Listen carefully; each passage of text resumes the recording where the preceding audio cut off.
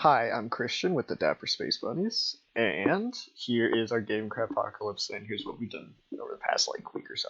So, um, over the past week, I haven't really done anything super flashy. I've just been kind of finishing up the systems that we've been building. So the last real system that we needed to finish was the save system. So what we're doing is we're doing a point-based system, a point-based save system where you have different save points that you go to, you interact with, and then it saves. So right now, this little block here is where the save points are.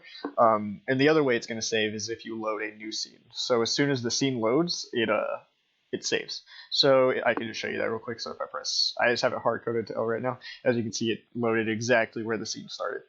So I go up to this and I press E to save. As you can see, it saves where I am. It also saves things like your drive meter. So if I go up to this and press it now, it's going to save around 61, 62. So if I load it, as you can see, it saved exactly where I said it would. Then if I pick up those items, and I'm going to let him hit me just so y'all can see that it also does it for health. Okay, so I took some damage. Okay, so then if I pull up my inventory, see I have 1 of that and 2 of that. So I can save real quick and then load. As you can see, the health stayed the exact same. I didn't mean to press load again. The amount of items I have is the exact same. The only thing we really need to fix is the items and make them get deleted whenever you pick them up and you load again. So it works exactly the same for the XP and the level. Also works that way for the abilities. So if I can show you that I can't actually do my power jump ability yet, right? So if I save real quick and load, I still have my barrier, by the way, because I did unlock that. And then I still can't do it. But if I put a bunch of points into this, I can see this is the same, this is the same. Put a bunch of points into that. Now I have my power jump ability. So when I save and load, as you can see, I have my power jump ability. And as you can see, this is the same, and this is also the same.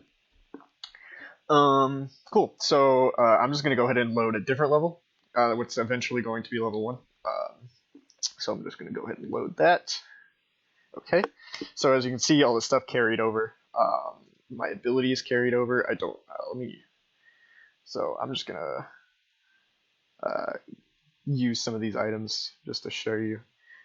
So I'm gonna see, I still have my abilities, I still have both of them.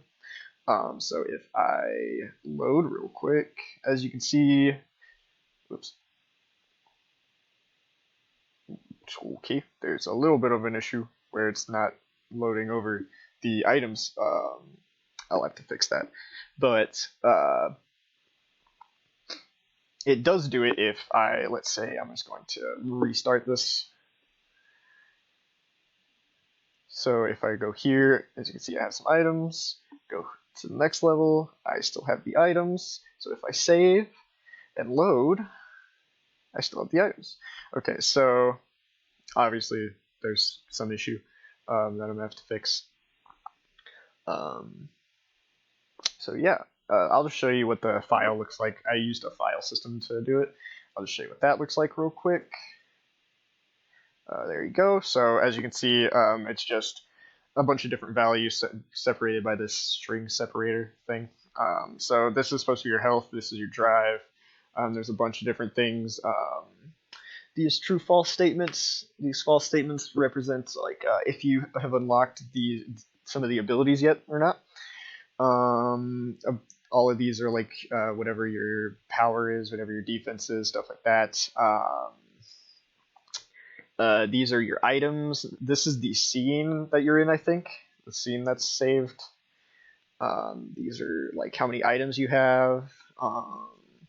Yeah, I think that's pretty much it. So I'm just gonna pass it off to Tony and let him finish up. Hi, I'm Tony, and so what I've been working on for the last couple weeks is incorporating our skill tree into our battle system, as well as incorporating some feedback that we got from our presentation last week. So you'll see here first that our UI at the top looks a little different. I went ahead and made our timeline read left to right instead of right to left to make it a little bit clearer, as well as the fact that there are now arrows to show which way things move on it, and the key points on it are clearly labeled with what they do. As well as our cast segment is now a different color from the main segment, so you can see that that is the window where you can be interrupted and interrupt other people. Now you'll see if we just go down here. I've also been working on implementing some more items into the game, and these items will give you status effects. So for example, if we choose the Crabbit Ears, then it will give us 3 turns of a speed buff, which, as you'll see, if we just go ahead and perform a regular action, we move much faster on the timeline for 3 turns. So that was our first turn, second turn, and one more attack card. Let's sit with that. Now our buff is gone, and we're no longer hastened. You'll see now that when we guard, it also only lasts until the next cast instead of the next act, just to be a little bit more consistent with other abilities and when it starts and ends. You'll also see that now icons linger on the act phase while they're being performed to make things a little bit clearer.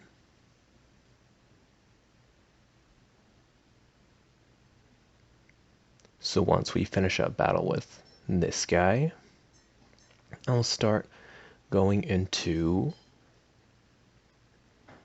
Oh, actually before that, you'll see that if we interrupt him, now you'll see there are word prompts that will show what's going on when battles are going on. So say, for example, if you're armored, then you'll get a message to tell you why the damage was reduced. Or if you have an evasion buff that I'll get into later, it'll tell you when you evade an attack, so you don't just see a -0 and get confused. And likewise, when you're being interrupted, then the message will appear. So let's just spawn another guy real quick. I'm going to show you some more of the abilities I've been working on. Now, none of them have animations yet, but that's going to be a work in progress. The power jump is your strongest ability. You'll see in overdrive it gets pretty beefy. But it is a very slow cast time, and in exchange it deals relatively heavy damage to the opponent, about 1.5 times your basic attack. And it does it to all enemies that are present. So it's less useful here in a battle against one enemy. Let me just go ahead and bring back some of my drive meter. Lovely.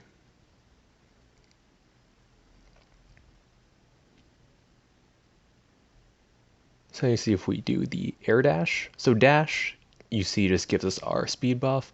Air dash gives us an evasion buff, which gives you a 50% chance of avoiding any given attack. So you'll see if I can just try to get this guy to hit me. I got lucky, avoided the attack, and I don't get interrupted. Let's just finish up this guy. We just have one more ability to go over, which will be the barrier ability. But to better show that, first I want to show how I've been incorporating the skill tree into our battle system, because other than it being what gives you your new abilities, it also has a slight impact on battle, and now enemies scale to your level. So since we just went up a level, the enemies got a little bit stronger. But also, since we put points into our destroyer skill tree, yes, that was a typo, then we deal a little bit more damage, both with our regular attacks and our power jump.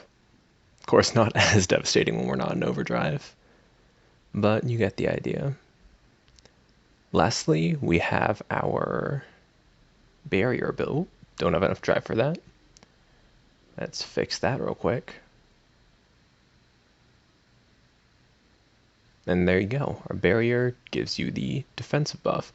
Now we also have an attack buff that I've been working on, which currently in this build isn't obtainable, even though it's coded in. So that's about all I have to show you. Thanks for listening.